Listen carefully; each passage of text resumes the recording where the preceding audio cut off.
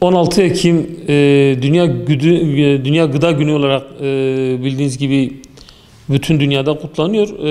1945 yılında Birleşmiş Milletler Gıda ve Tarım Örgütü olarak kurulan FAO'nun kuruluş yıl dönümü nedeniyle 1979 yılından beri kutlanan bir gündür.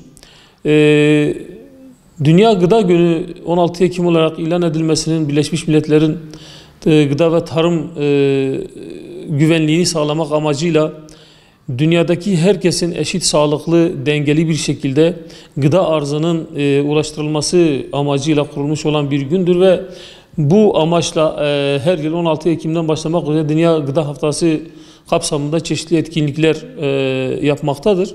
Tabii dünyada gıda denilince çok önemli bir konu.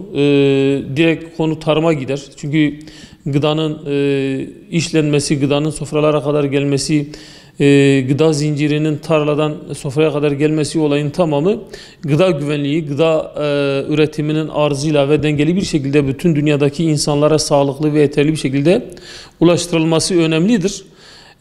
Bu nedenle gıdadan bahsederken, gıda güvenliğinden bahsederken düzenli, planlı, geliştirilmiş bir tarımdan bahsetmemek olmuyor. Onu anmadan geçmiyoruz. Dolayısıyla gıda güvenliğinin yeterli gıdanın sağlanması için ilk önce düzenli ve yeterli bir tarıma, ileri tekniğe sahip bir tarıma sahip olmak gerekiyor. Bugün dünyada sanırım 700 milyona yakın insan aç durumdadır. Bu çok önemli bir rakamdır. Bütün dünyada bazı bölgelerde, gelişmiş olan ülkelerde, biraz daha ileri olan ülkelerde aşırı beslenmeden dolayı obeziteyi görürken birçok geri kalmış ülkelerimizde ya da yeterince tarımını geliştirmemiş, tekniğini geliştirmemiş ülkelerde ise işte dediğim gibi 700 milyona yakın insan da aç yaşamaktadır. Maalesef bütün dünyada gıda arzı dengeli bir şekilde gerçekleştirilemiyor. Dolayısıyla bütün insanların, yeryüzünde yaşayan bütün insanın adaletli, hak ve sağlıklı bir şekilde güvenli gıdaya ulaşması söz konusu değil. Dolayısıyla bu konuda bütün insanların, bütün ülkelerin, bütün milletlerin kendi gıdalarının güvenliğini kendilerinin oluşturulması lazım.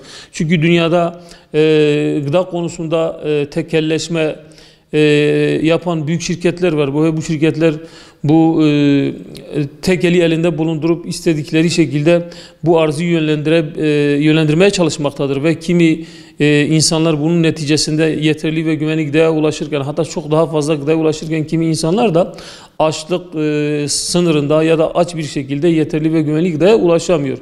Bu nedenle işte yerli tohumlar, yeni çeşit tohumlar, endemik tohumlar, bütün bunları başta ülkemiz olmak üzere bütün dünya ülkelerinin kendilerinin geliştirmesi lazım ki bu dünyada tekelleşmeye giden bu şirketlerin bu avantajını elinde bulundurmaların önüne geçmek lazım. Çünkü bunlar ticaret amaçlı, kar marjı amacıyla biraz daha kapitalist bir düşünceyle bu işi yapmaktadırlar.